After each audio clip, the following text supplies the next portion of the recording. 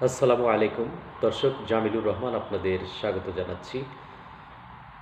গতকাল অনূর্ধ্ব-19 Asia cup ক্রিকেটের final শেষ হলো। পাকিস্তান প্রথমবারের মতো চ্যাম্পিয়ন হলো। প্রথমবারের মতো বলছি এই কারণেই, কারণ এর আগে থার্ড এডিশনে একবার যৌথভাবে চ্যাম্পিয়ন হয়েছিল ভারতের সঙ্গে। গতকালকে ভারতকেই পরাজিত করলো 191 রানের বিশাল ব্যবধানে। থার্ড এডিশনে যেবার যৌথভাবে চ্যাম্পিয়ন হয়েছিল 282 রান করেছিল ভারত প্রথমে ব্যাট করে, এবং পাকিস্তানও 282 রান করে ম্যাচটা টাই হয়ে যাওয়াতে ট্রফি শেয়ার হয়েছিল, অর্থাৎ যৌথভাবে চ্যাম্পিয়ন হয়েছিল। তো থার্ড এডিশনের পরে গতকালকে 12তম টুর্নামেন্ট অনুষ্ঠিত হলো। সেবার এই 12তম টুর্নামেন্টে পাকিস্তান এককভাবে প্রথমবারের মতো চ্যাম্পিয়ন হলো। টসটা জিতেছিল ভারতীয় দল।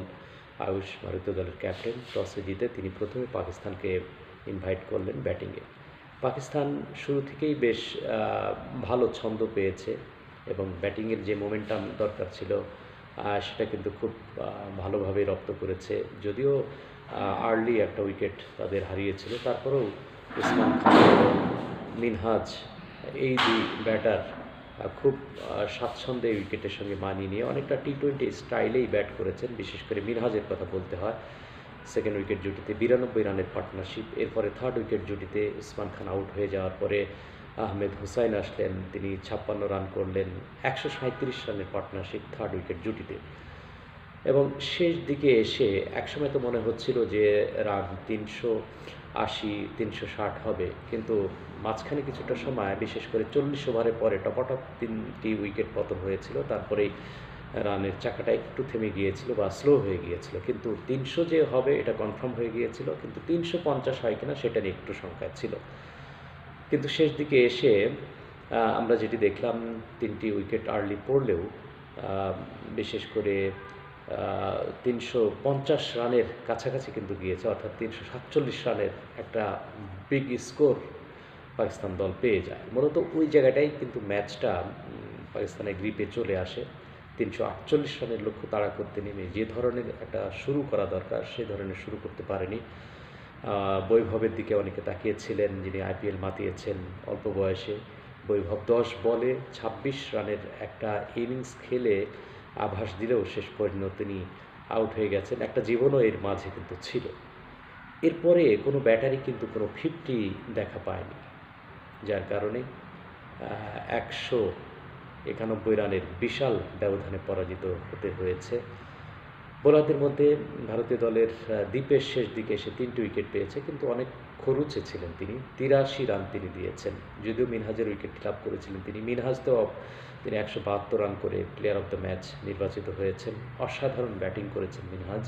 মূলত ওই একটা ইনিংসের কল্যাণেই কিন্তু 300 রান ক্রস করেছে বা পাকিস্তান সেই সুযোগটা পেয়েছিল।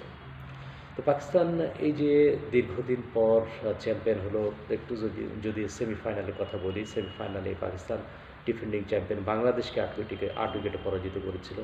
আবার ভারতীয় দল শ্রীলঙ্কাকে সেমিফাইনালে 8 উইকেটে পরাজিত করে ফাইনালে উঠেছিল। কিন্তু ভুলটা হয়েছে ভারতের ওইখানে, যে টস জিতে প্রথমে ফিল্ডিং নেওয়াটা। যদিও আমি বলবো যে ব্যাটিং প্যারাডাইস উইকেট আমরা দেখেছি, ব্যাটিংয়ে উইকেটে কোনো ধরনের বাড়তি বোলারদের জন্য সুবিধা নেই। তবে কোয়ালিটি বোলিং করলে কিন্তু সব উইকেটেই, সব ধরনের পিচেই উইকেট পাওয়া যায়, সেটা কিন্তু আমরা ক্রিকেটে দেখি।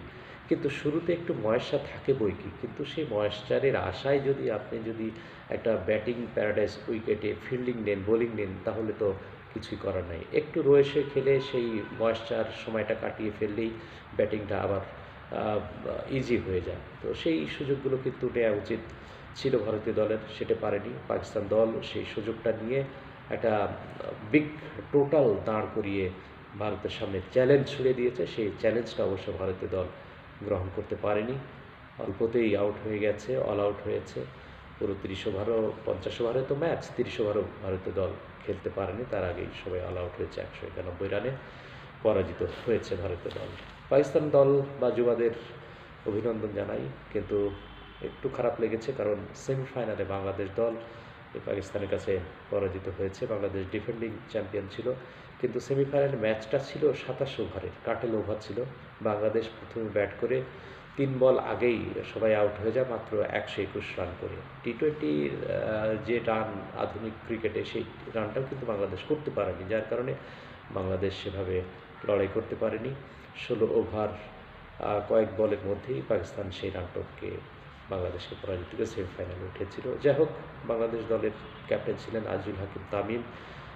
তিনি বাংলাদেশ দলকে নেতৃত্ব দিয়েছেন। গত আসরেতে বাংলাদেশ নেপালকে পরাজিত করে চ্যাম্পিয়ন হয়েছিল। তার আগের আসরে বাংলাদেশ সংযুক্ত আরব আমিরাতকে পরাজিত করে চ্যাম্পিয়ন হয়েছিল। বাংলাদেশ যুবাদের এই যাত্রা অব্যাহত থাকুক। আগামীতে আবারও ট্রফি বাংলাদেশ দল ঘরে তুলবে এই প্রত্যাশায় আজকের মতো আল্লাহ হাফেজ। দর্শক, ভিডিওটি ভালো লাগলে অবশ্যই লাইক কমেন্ট করে আমাকে উৎসাহিত করবেন।